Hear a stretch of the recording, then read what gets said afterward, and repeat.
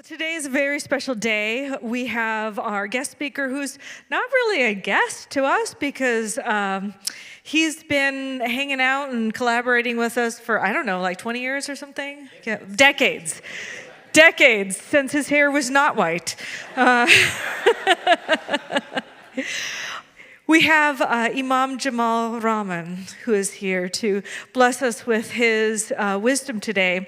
And he is a Sufi mystic, I will call him.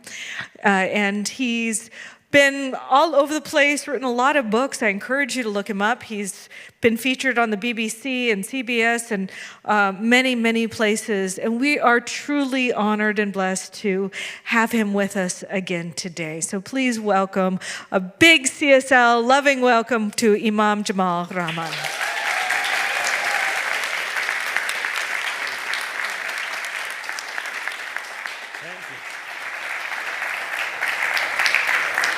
Thank you so much, my dear friends. I'm taking out my notes here. And I was saying in the last service that I've got a note on the right-hand side, Jamal, keep it short. And I'm looking at the clock up there. So I have no excuse to misbehave. So the topic is actually, opening up the mind and heart to, the mystery of life, the mystery of God. The traditions say that life really begins when you become a seeker. Something happens in your life that awakens you from the hypnotic trance we are trapped in. It's like a robotic life. It could be a series of events, or it could be a singular event. It could be a happy event, but really because human beings are not mindful, usually it's something sad that awakens you. Makes you aware of the astonishing mystery we are immersed in. Who am I? Where did I come from? Where am I going? What am I doing here? So for me, it was the death of my parents. My mother came to visit. In 7 days, she passed away. In 20 days, my father passed away. He was so bonded as a couple with my mother. And then when that happened, it shocked me. But it awoke me. There is traffic and trade in those invisible worlds. Rumi says, flee not the invisible world, for it is a place of income. And this visible world, this place of more or less, is a place of expenditure. So you might say, even very briefly, I moved from a knowledge of the tongue to a knowledge of the heart. And makes a huge difference. So one poem of Hafiz, some of you know 14th century Hafiz, I read so many times, but now, after passing of my parents, it splashed in my heart, as Rumi would say. Something missing in my heart tonight has made my eyes so soft, my voice so tender, my need for God absolutely clear. Something missing in my heart tonight has made my eyes so soft, my voice so tender, my need for God absolutely clear. I also must tell you, as my mother was unwell, I was praying fervently for her to live through prayer, through meditation. But there was one particular prayer and meditation I went very, very, very, very deep. How do I know that? Because I could feel myself coming up. It took a long time to come up. But what astonished me was, as I was coming out of the meditation, I was shouting at the top of my voice and using 4-letter words at some aspect of divinity. What is astonishing is I don't usually use 4-letter words. I have other vices, but not using 4-letter words. And at an aspect of divinity. So I must have been told she's going to die. But as I came into awareness, of course, I realized everybody was asleep. It was an internal, anguished shout, which went on for a long time. But what astonished me the most was when I came out of it after doing this incredible cursing, I felt an extraordinary peace. What in Judaism and Islam is called sakina, an inner peace. What Buddhists would call equanimity. And by the way, many years later I was thinking, I love stories. I remember the story about equanimity of a monk on a moonlit night. His house gets burned to the ground accidentally. But all the monk does is look at the moon and says, finally a perfect view of the moon at night. Equanimity. So, my realization was that Allah, the God of all of humanity, God, Jesus, whatever you believe in, is your ultimate beloved. And it's wonderful if I am able to express my deepest, authentic feeling to my ultimate beloved. So after this, in my therapy, it changed a little bit. I get some difficult cases, incest, murder, and they would say, I'll come on one condition, never mention the word God. Never mention the word God. But eventually, as I tell them, you can express your outrage, your fury to God. And as they did, these same people, betting 100%, are now the greatest lovers of God. To me, that's a great, amazing paradox. In fact, I think I mentioned this once here before, some years ago, I think. I'm always reminded of this Sufi poetry. Allah hame Allah walo se bachaye. Allah hame Allah walo se bachaye. Meaning, oh God, save me from all these God lovers.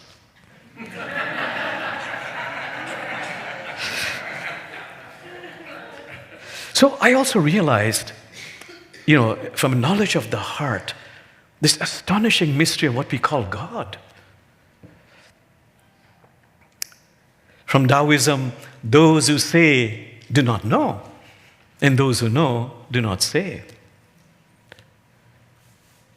From Sufism, in the name of him who has no name, but who appears by whatever name you call her. From Hinduism, I love this one from Hinduism, about this mystery of God. The mind cannot think it, but it is that by which the mind thinks. The eyes cannot see it, but it is that by which the eyes see. The tongue cannot utter it, but it is that by which the tongue utters. So as I'm growing older with this experience of mine, I realize how futile it is, this fight we have over the definition of God. We fight, we debate, we even kill for it. We criticize those people who have statues of God with multiple arms and legs, saying this is blasphemy. But if you think about it, God is taking care of 7 to 8 billion people simultaneously, same time, plus multiple creation every nanosecond. From the mind's perspective, it needs multiple arms and legs. So why do we fight about that?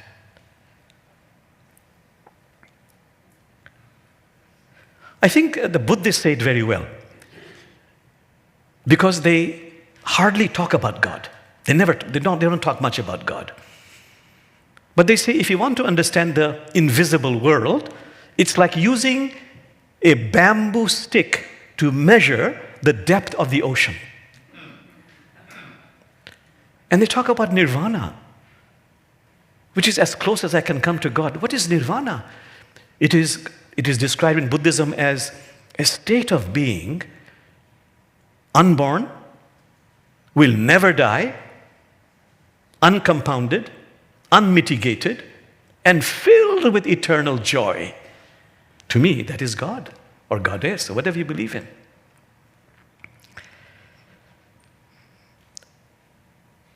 And how mysterious is this journey of life, seeking God. I love the Sufi insight, mystics who say, for 30 years, I've been searching for God. For 30 years, I've been searching for God. And now I realize, God is the seeker, and I'm the one being sought.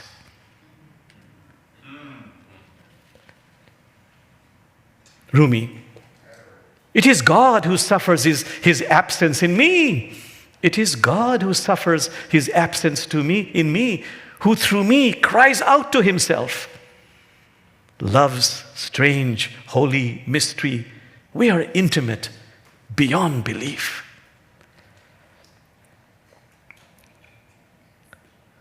Hafiz, 14th century sage. God revealed to me a sublime secret. God revealed to me a sublime secret. God said to each one of us, I am made complete by you.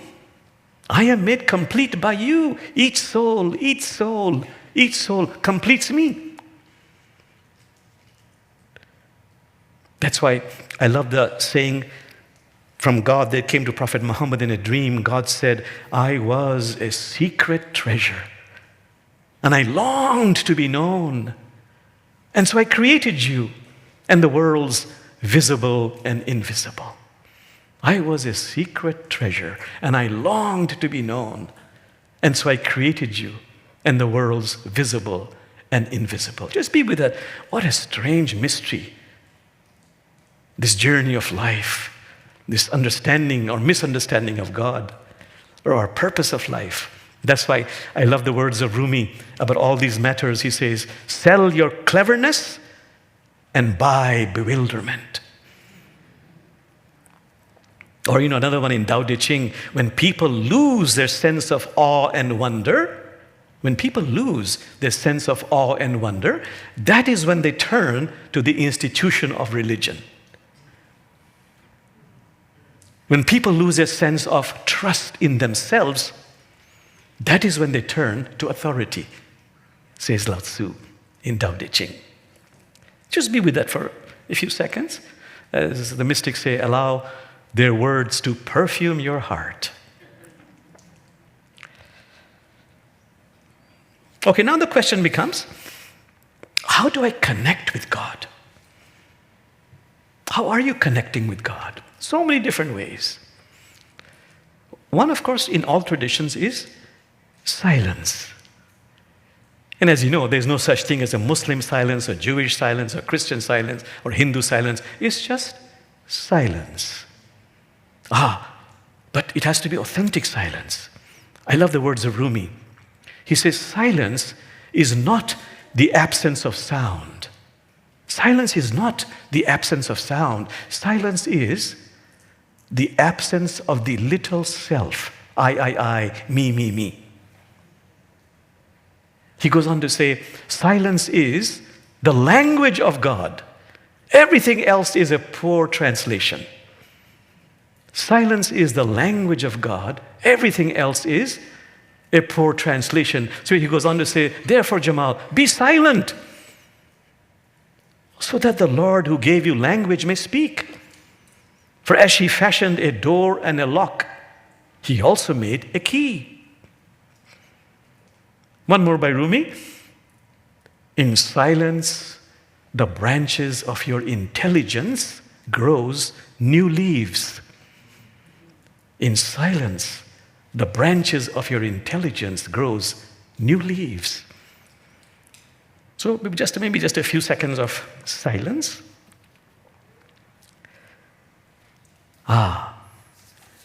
Prayer. It doesn't matter what your tradition is. In the Quran, in Muslims pray 5 times or 3 times a day, depending which denomination. And I used to complain before all this happened, and now I realize 5 times a day, that is to keep me in a state of prayerfulness as much as possible throughout the day. And the Quran says, a very powerful prayer is if you do it in the small watches of the morning. It goes on to say that's when impressions are the strongest, words are the most eloquent, because people are asleep at that time. As the Irish say, the veils are thinnest at that time. Rumi, no one knows what makes the soul wake up so happy. No one knows what makes the soul wake up so happy. Just maybe a dawn breeze has blown away the veil from the face of God. No one knows what makes us, the soul, so happy. No one knows what makes a soul wake up so happy. Just maybe a dawn breeze has blown away the veil from the face of God. And he continues, therefore, Jamal, don't go back to sleep. Don't go back to sleep. The breeze at dawn has secrets to tell. The breeze at dawn has secrets to tell. Islamic mystics, as other mystics, they have this word, two words called increased necessity. If you pray, pray with fervency, not just a ritualistic prayer, from the heart, with passion, with excitement, with increased necessity. Oh God, I shall cry to thee and cry to thee and cry to thee until the milk of thy loving kindness boils over.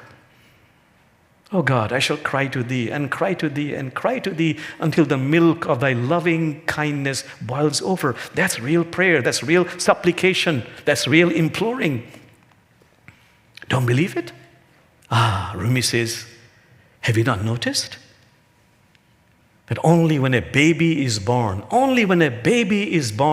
does the mother's chest become filled with milk, because there is an increased necessity for it. You know, my grandfather was a pretty well-known local rural healer, but he was well-known as a rainmaker. I'll keep it very short, but when he would go in the field to pray for rain, quite often nothing happened, but sometimes unexpectedly, thunder and all kinds of rain would pour down. He was always asked for his techniques. He said, I have no memory. People would say, your hand goes like this, your hand goes like that. There must be some secret there. He said, the only secret is, I close my eyes, and from the depth of my heart, I say, God, please, I beg you, I implore you. There is famine, there is drought, let rain come. There was this increased necessity. That's how you connect. We can do it through remembrance, repeating a mantra in meditation, in your waking hours. I love the saying of this particular Sufi master who says, over these decades, oh God, I have remembered you so much. I have remembered you so much, oh God. I'm so grateful because little by little you arrived, and little by little I departed. I remembered you so much that little by little you arrived, and little by little I departed. Or continuously, as often you can remember, praising God. Whatever your belief system. Because the truth is, the insight is, the wisdom is, when I praise God, God doesn't become holy, I become holy. Or another one, let me just take one more, gratitude. Very simple one, continuous gratitude. Thank you, thank you. The insight is, even in times of affliction, difficulty, painful times, even at that time, if I'm expressing gratitude, if I'm at that time even expressing gratitude for some blessing, if I'm expressing thanks, I'm giving gratitude for unknown blessings already on their way. There's a verse in the Quran that says, everything which exists on planet Earth and the heavens is continuously extolling the limitless glory of God. Even our souls are continuously praising God. So when I praise God and thank God again and again, I am joining a cosmic chorus. I am joining a cosmic chorus, and my entire being feels uplifted, exalted.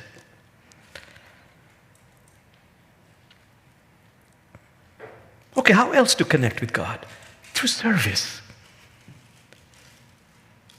Like the Christian tradition, there's a story in Islam where God says to son of Adam, oh, son of Adam, you did not come to visit me. Son of Adam is very flabbergasted. God, what do you mean? I did not visit you. I don't even know who you are, where you live. God says to son of Adam, Listen, I was sick. I was sick. You did not come. Now he's really fumbling with words and he's totally bewildered. God, you're the Lord of the worlds. How can you be sick? God says, when one of my servants, devotees, is sick, I am sick. When you offer food, medicine, help, support to the marginalized, those who need, you're offering it to me. So that's why I love the verse by Rumi. Therefore, Jamal Rumi says, be a lamp, be a lifeboat, be a ladder to others. And I love the words of Tagore, that Indian poet who says, or who writes, I slept and dreamt life was joy. I slept and dreamt life was joy. I awoke and found life was service. I served and lo, behold, service was joy.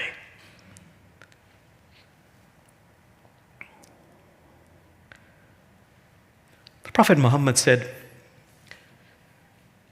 you don't have to indulge in grand deeds. This wonderful saying of the Prophet Muhammad, who received this message from God. Prophet Muhammad said, do good deeds according to your capacity. God never tires of giving rewards unless you, Jamal, tire of doing good deeds. The good deeds most loved by God are the ones which are done regularly, no matter how small they are. So ask yourself, what are some deeds, righteous deeds, acts of service I could be doing regularly, no matter how small they are? And by the way, like other books, the Quran has certain criteria. I'll just mention two. The Quran says this service, this giving, this work of helping, righteous deeds, if possible, do it quietly, without any show, if possible. Number two, very important, all the traditions. Jamal, your acts of service are really noble if you are not attached to the fruits of that service. My popularity, my prestige, the prizes I get because of my acts of service. That's real service. For me, an act of service is to maintain my time frame. I still have some time. Not too much, Jamal. Okay. So, another way you can connect with God. I love the Sufi saying, the holiest of manuscript, the holiest of the holy manuscript is nature. I love that Christian writer who wrote, that really splashed in my heart about God. Oh, sister almond tree. Oh, sister almond tree, tell me about God. Oh, sister almond tree, tell me about God. And the almond tree blossomed. What a wonderful Zen saying. Sitting quietly, doing nothing. Spring comes and the grass grows. Sitting quietly, doing nothing, spring comes and the grass grows. Unconditional love. I love the poetry by Hafiz. The earth would die if the sun stopped kissing her. The earth would die if the sun stopped kissing her. But even after all this time, the sun never tells the earth, hey, you owe me. Hafiz says, look what happens with a love like that. Look what happens with a love like that. It lights up the entire sky. Unconditional love. The one by Rumi? Grass agrees to die and rise up again. Grass agrees to die and rise up again so it can receive a little of the animal's enthusiasm.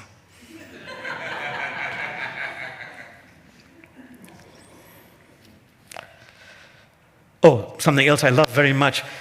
Sufis say it is through nature, because in the Quran it says, in nature are signs of God. It is through nature that Allah helps us to understand the folly of trying to forcibly convert you.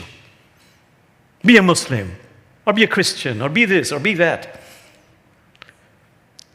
And the story, which by the way, I was counting 800 times I've been asked to meditate on that. It's about animals.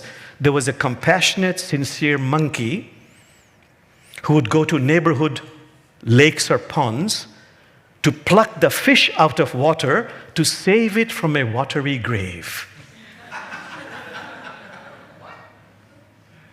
The folly of exclusivity. Holier than thou attitude. If only you really listen to me, you'd know my religion is a little bit better than yours.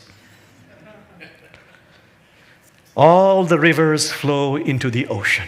All the rivers flow into the ocean. Jamal, you might be following one river, but please don't mistake your river for the ocean. Yes, I better move faster. Okay, then we realize what the Quran says, Allah is Al-Wadud. Allah is eternal, unconditional love. Now, I have done a lot of meditation on poetry, on love, but after my parents passing away and knowledge of the heart, I feel it differently. As Rumi would say, it now splashes in my heart. Like Rumi says, love is the cause and essence of everything. Jamal, Rumi says, don't go out seeking love. You are love. Don't go seeking love. Simply become aware of the inhibitions and obstacles you have put on the way of love. Just become aware, Jamal, of the obstacles, the inhibitions, the restrictions you have put on the path of love. Another what I like from Rumi is, love is in every religion. Love is in every religion, but love has no religion. Love is in every religion, but love has no religion. And I love the saying of God that came to the Prophet Muhammad in a dream, where God says, please relay this message to humanity, O Muhammad. And what is the message? God says to each one of us, O beloved one, God says, I cannot be contained in the space of the earth. I cannot be contained in the space of the heavens, but I can be contained in the space of the pure, loving heart. So one of my most favorite meditations is to focus on the heart. I do this in every class, in every therapy session. Focus on the heart and keep telling the heart, I love you. Because God is outside of you. God is Zahir and Batin, inside of you. But where inside of you? In the innermost chambers of your heart. This part of you actually is boundless, infinite. So a simple practice of focusing on the heart with feeling. Well, when I share this, some people say, oh, it feels very icky, I just cannot, doesn't feel right.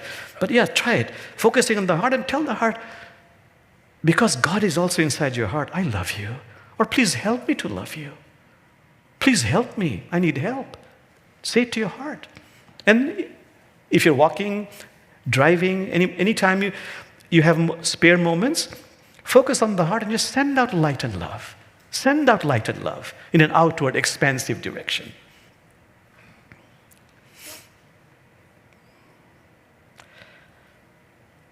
The Quran says one of the greatest practices is compassion. In fact, virtually all of the chapters of the Quran begin with Bismillahir Rahmanir Rahim, in the name of God who is boundlessly compassionate, infinitely merciful.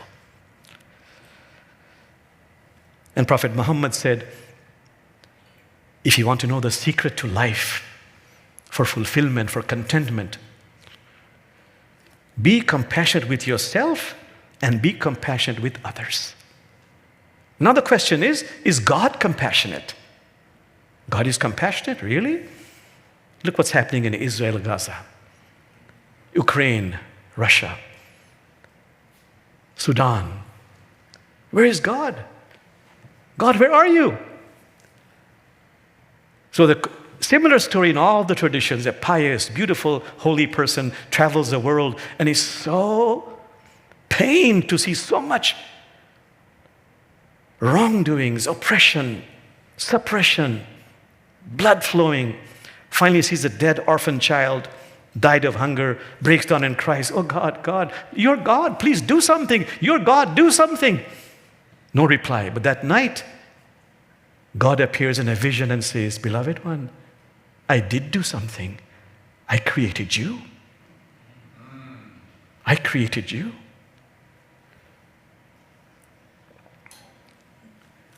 Well, why do terrible things happen to good people? You know, if I say something, it's silly. I don't know. All I can do is be silent. But I love this legend in Islamic spirituality. And I speak about this quite often, and I get many emails from all over saying, "Thank you for that legend." What is a legend in the Islamic spiritual literature? That before God sent unborn humanity to planet Earth, God took all of unborn humanity to a huge cosmic tree. And Allah said, "You know, down there on planet Earth, it's a world of opposites. High is defined by low, long by short.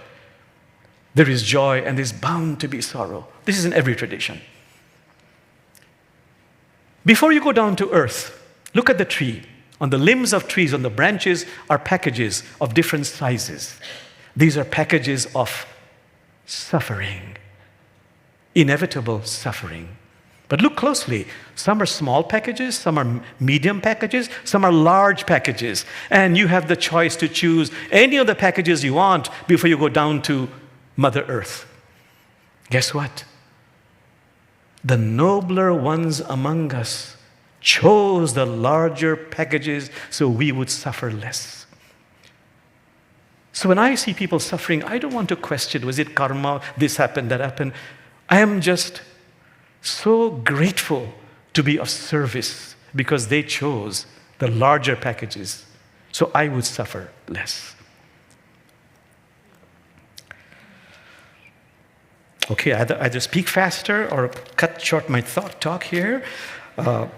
So I'll just discern.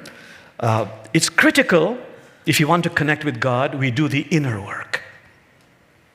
This wonderful Islamic saying, "Jamal, your face was dirty, but you're obsessed with cleaning and cleaning and cleaning and polishing the mirror." I've got to do the inner inconvenient work. What is the inner inconvenient work? Transforming the ego, the Quran says that, from a commanding master into a personal assistant. It takes a lot of effort to purify the heart and open the heart to create some inner spaciousness. So what have I learned from this inner work? One is I've made a note here, to really over the decades learn about the power of humility, the beauty of humility. I love this saying, "Pure is the one who has purified oneself of the notion of one's own purity." Pure is the one who has purified oneself of the notion of one's own purity. Patience. I become more patient. But I love the verse from Rumi who says, "The patience shown by the rose to the thorn is what keeps it fragrant." Patience in times of adversity. The patience shown by the moon to the dark night is what keeps it radiant. Anger. You know, I love righteous anger. Injustice. I want to be angry. But Jamal, the Quran says, control yourself. Otherwise, it'll consume you. The Quran says, when you're angry, remember this, lower your voice. Lower your voice. By the way, Rumi, who never wrote, he would go into trance. He came up with these words of trance. Yes, lower your voice, he says, because it is rain that grows flowers, not thunder. Then Al-Ghazali, a very famous Sufi master, says, not only that, change the tone of your voice. The tone of your voice is more important, says Al-Ghazali, than the content of what you're saying when you're angry.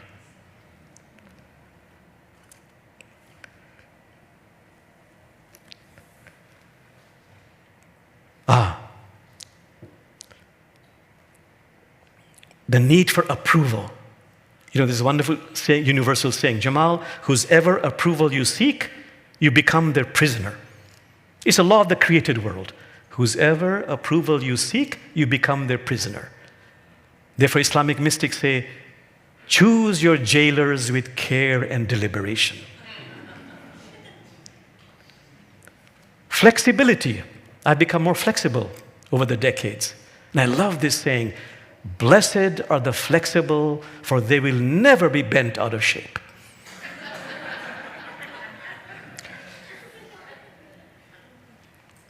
I've gone over by 2 minutes, so I'll just tell you one mullah story. Jamal, be conscious of time. It's later than you think.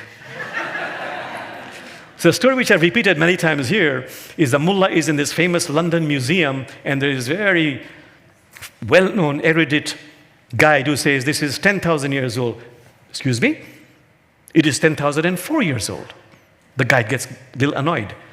This is 20,000 years old. Excuse me? It's 20,004 years old.